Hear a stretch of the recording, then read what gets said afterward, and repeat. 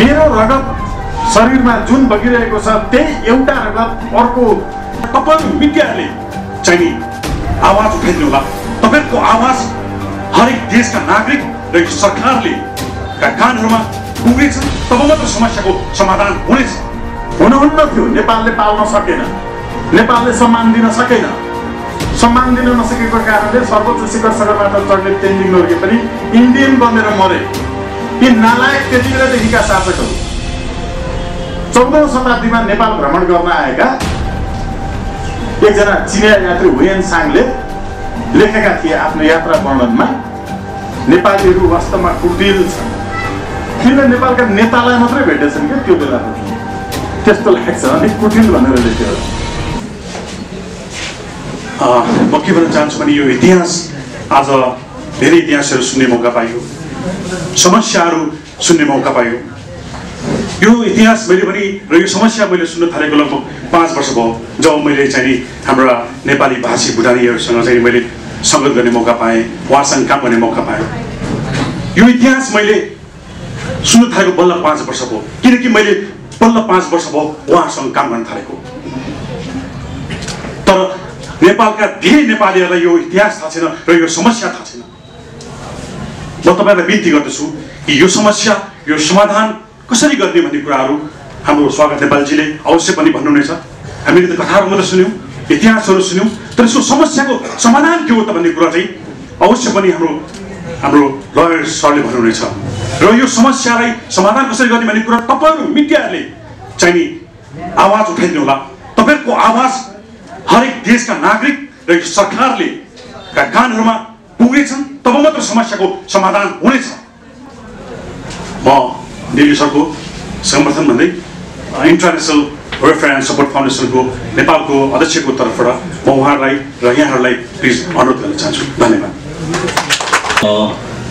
नायक हाम्रो दिलीप रायमाझीज्यू, राजेश कपालज्यू र खास गरिकन इन्ट्राका अध्यक्ष दिव्य अधिकारीज्यू, हामी गीतहरू सुन्छौँ बडा रमाइलोसँग, राम्रोसँग भावुक पनि बन्छौँ कि हाम्रो तेन्जिङ शेर्पाले चढ्यो हिमाल टाकुरा। प्राय रेडियो नेपालमा बज्ने गर्छ, अरू एफएमहरूले त बजाउन छोडे। यो गीत सम्झिरहँदा, यो गीत सुनिरहँदाखेरि नेपालीहरूलाई एउटा भ्रम हुन्छ कि संसारको सबभन्दा पहिलो पटक सर्वोच्च शिखर सगरमाथामा पुग्ने मान्छे एउटा नेपाली थियो होला भनेर। त्यस्तो रहेन। तेन्जिङ शेर्पा नेपाली जसले सर्वोच्च शिखर सगरमाथामा पहिलो पाइला राख्यो। हामी इतिहास गलत ढङ्गले भन्ने प्रयत्न गर्छौँ कि तेन्जिङ नोर्गे शेर्पा सधैँ नेपाली रहे। अन्ततः उनी किन इन्डियन नागरिकता लिएर मरे? तेन्जिङ नोर्गे शेर्पा इन्डियन नागरिकता लिएर मर्नु पर्यो किन? अनि हामीले गीत गाउने कि तेन्जिङ नोर्गे शेर्पाले चढ्यो हिमाल चुचुरा। शिरीषको फूल अहिले पनि बेलायतमा पढाइ हुन्छ विश्वविद्यालयमा। पारिजात जसले लेख्नुभयो, मैले नजन्माएको छोरो शिरीषको फूल पढ्ने तपाईँ हामी यहाँ पत्रकार र अरू मञ्चमा बस्ने साथीहरू पनि हुनुहुन्छ विश्वविद्यालयमा।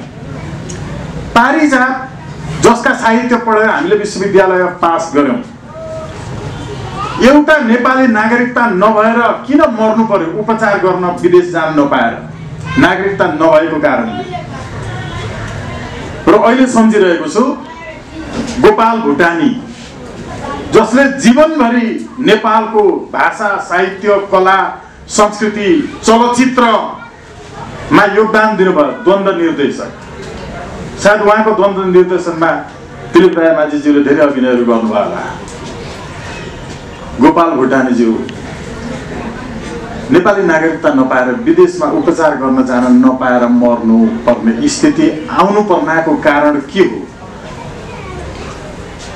अहिले तुलसी घिमिरेहरू नागरिकताका लागि याचना गरिरहनु भएको छ र अघि दिल्ली अधिकारीज्यूले बोल्नु हुँदाखेरि मेरो रगत शरीरमा जुन बगिरहेको छ त्यही एउटा रगत अर्को वेनबाट तपाईँ नेपालमा बस्ने नेताहरू, पत्रकारहरू, साहित्यकारहरूको बगिरहेको छ, त्यो नबिर्सिनुहोस् भन्नुभएको छ। यो भन्नुभएको के हो? यो भावनात्मक कुरा होइन। संसारमा कुनै पनि व्यक्तिको राष्ट्रियता, जातिका आधारमा, संस्कृतिका आधारमा, भाषाको आधारमा हुन्छ कि हुँदैन भनेर विश्वास गर्ने दुई प्रकारका देशहरू हुन्छन्। संसारको एक प्रकारका देशहरूले जस्ट स्याङ्ग्नेस प्रिन्सिपल अफ नेचुरल ल मा विश्वास गरेर आफ्नो देशको संविधान बनाएका हुन्छन्। यो विधिवेत्ताहरू, कानुनवेत्ताहरू, विधि शास्त्रीहरूले जान्ने कुरा हो। विश्वविद्यालयमा यही भनेर पढाइ हुन्छ, हामीलाई पनि यही भनेर पढाइएको हो, अहिले हामी त्यही भनेर पढाउँछौँ। जस्ट स्याङ्ग्नेस प्रिन्सिपलमा विश्वास गर्ने विश्वका जति देशहरू छन्, नेपाल, फ्रान्स, तपाईँको चाहिँ बेलायत जस्ता देशहरू, उत्तर कोरिया पनि हो, जसले के विश्वास गर्छ भने रगतको आधारमा जाति र नागरिकताको निर्माण हुन्छ भनिन्छ। रगतका आधारमा यो दिल्ली प्रसाद अधिकारी भन्ने थर बेलायतमा भेटिन्छ, यो नाम भेटिन्छ। त्यहाँको original inhabitant of UK Delhi Prasad Adhikari हुन्छ। चन्द्रप्रकाश मैनाली, सिपी मैनाली यस्तो कोरियामा हुन्छ, यस्तो अफ्रिकामा हुन्छ, हुँदैन। यो यहीँको पहिचान हो, त्यो रगतको सम्बन्धबाट बनेको हो। यसको ओरिजिनालिटी धेरै म लामोमा जान्न, किनकि साथीहरूलाई समय पनि कम छ, धेरै लामो बोलिसक्नु भएको छ यस प्रकारका आदरणीय व्यक्तित्वहरूले। त्यसैले जस्ट स्याङ्ग्नेस प्रिन्सिपलमा विश्वास गर्ने मुलुकहरूका लागि एक पटकको त्यो देशको नागरिकको रगतबाट आएका सबै सधैँका लागि त्यही देशको पहिचान बोकेको जाति र त्यसको उद्भवबाट आएको नागरिक हुन्छ। राजनैतिक नागरिकता कहाँको हुन्छ त्यसमा चाहिँ मतलब राखिन्न, त्यो राजनैतिक कुरा हो। अर्को महत्त्वपूर्ण कुरा, जस्ट सली प्रिन्सिपलबाट गाइडेड देशहरू चाहिँ अघि भनिए जस्तो 2046 साल चैत्र मसान्त पश्चात नेपालमा जति मान्छे भेटिए सबैलाई नागरिकता दिने, देश बेचेर खाने त्यति बेलाका नेताहरूले स्वीकार गरे। यो कट अफ इयर भन्दै हुन्थ्यो, खासमा लिगल टर्ममा त्यसलाई कट अफ डेट भनिन्छ, पुरै इयर नै कट अफ हुँदैन, त्यो कट अफ डेट हो। 2046 साल चैत्र मसान्तसम्म नेपालमा जति थिए सबैलाई नेपाली नागरिकता दिन थालियो। त्यसपछि फेरि त्यो कट अफ डेट चाहिँ परिवर्तन गरियो। म त्यतातर्फ जान्न, अहिले भन्न खोजिएको के हो भने दिल्ली अधिकारीज्यूहरूले भनिरहनु भएको कुरा जो वास्तवमा नेपाली हो, त्यो नामकै कारणले नेपाली हो। अघि भने जस्तो चन्द्रप्रकाश मैनाली, त्यो नेपाली बाहेक अरू हुन सक्दैन। दिल्ली प्रसाद अधिकारी नेपाली बाहेक अरू कुनै संसारको कुनै देशमा यस्तो नाम भएको मान्छे भेटिँदैन। कोही भेटियो भने त नेपालबाट गएको, नेपालको ओरिजिन हो, यो बुझिन्छ। त्यसैले हो यो नेपाली ओरिजिन जो हो त्यो नेपालबाट गएको हो। अघि पृथ्वीनारायण शाहको पालाको गोर्खाबाट भुटानतिर पठाइएको जो थोरै इतिहास आएको थियो त्यो सत्य पनि छ। 6 जना जाति समुदायका मान्छेहरूलाई नेपालको गोर्खाबाट पठाइएको थियो, जो भुटानको दक्षिणी भेगमा लोकसाम्पा चाहिँ समुदायबाट उहाँहरू परिचित हुनुहुन्छ। खास गरिकन दक्षिणी भेगमा बस्नेहरूलाई भनिएको हो उहाँहरू नेपालबाट गएको बेलामा नेपालमा एनआरएन सम्बन्धी कानुन थिएन। कानुनै नभएको बेलामा उहाँहरू नेपालबाट जानुभएको त हो। अनि एनआरएनसँग सम्बन्धित कानुन पछि आयो भनेर त्यो कानुन आउनुभन्दा पहिला गएका मान्छेहरू चाहिँ एनआरएन थिएनन्, होइनन्। कानुन आएपछि मात्रै हुन्छ। कानुन त जस्तो पनि आउँछ। तपाईँ पत्रकार साथीहरूले केही समय अगाडि मोटरसाइकलमा पछाडि पनि बस्ने मान्छेले हेलमेट लाएन भने पक्राउ पर्नुहुन्थ्यो, जरिवाना पर्थ्यो। अहिले पर्छ? मोटरसाइकलमा पछाडि बस्ने साथीले हेलमेट नलगाए तपाईलाई अहिले जरिवाना तिर्न पर्दैन। यो कानुन टेक्निकल कुरा हो। कहिले त्यसैलाई उल्टाउँछन्, कहिले पल्टाउँछन्, कहिले त्यही गैर कानुनी हुन्छ, कहिले त्यही काम कानुनी हुन्छ। अहिले मोटरसाइकल पछाडि हेलमेट नलगाइकन हिँड्नु भनेको कानुनी नै हो। तर त्यो हेलमेट बिक्री गर्ने र त्यो हेलमेटको कमिसन खानका लागि मात्रै जति बेला बाध्य बनाइएको थियो नि मोटरसाइकल पछाडि पनि बस्नेले हेलमेट लगाउनलाई, त्यो बेलामा त्यही कानुन बाध्यकारी थियो। तर त्यो कानुन आउनु पूर्व के थियो?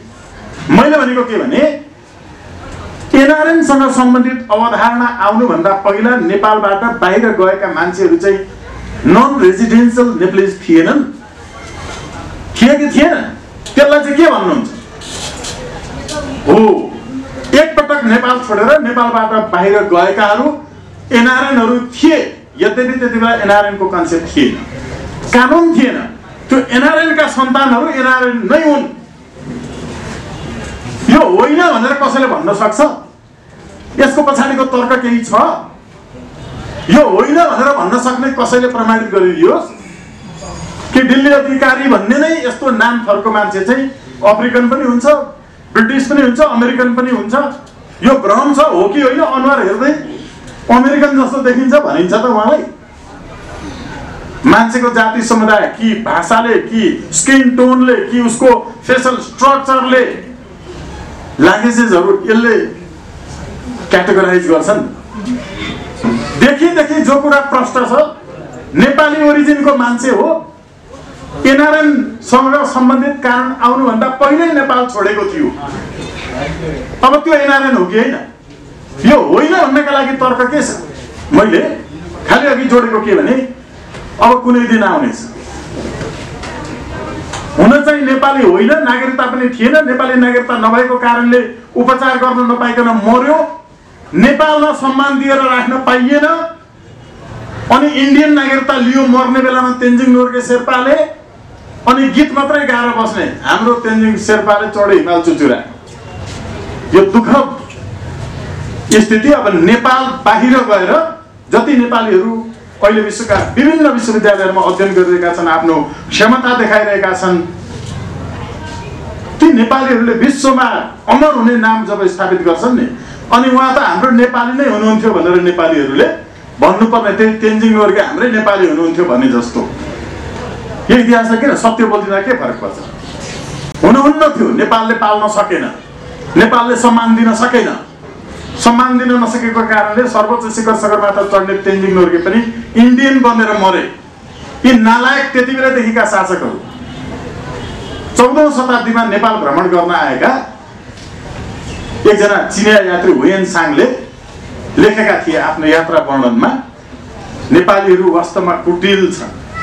तिनले नेपालका नेतालाई मात्रै भेटेछन् क्या त्यो बेला पनि, त्यस्तो लाग्छ। अनि कुटिल भनेर लेख्यो।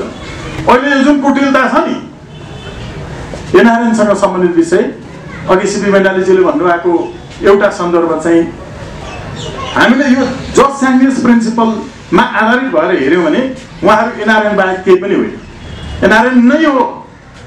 अब दुईटा सङ्गठन बनाउनुहोस्, त्यसपछि झगडा गर्न थाल्नुहोस्, अनि हामी जस्तै त्यहाँभित्र अर्को नेतागिरी गर्न थाल्नुहोस्, अनि होला फेरि यसतर्फ नजानु होला भन्ने मेरो शुभकामना छ। यसतर्फ हामी गयौँ भने हामी फस्छौँ। ठिकै छ, सङ्गठनहरू त बनाऊ, तर यही उद्देश्य राखेर नगरौँ।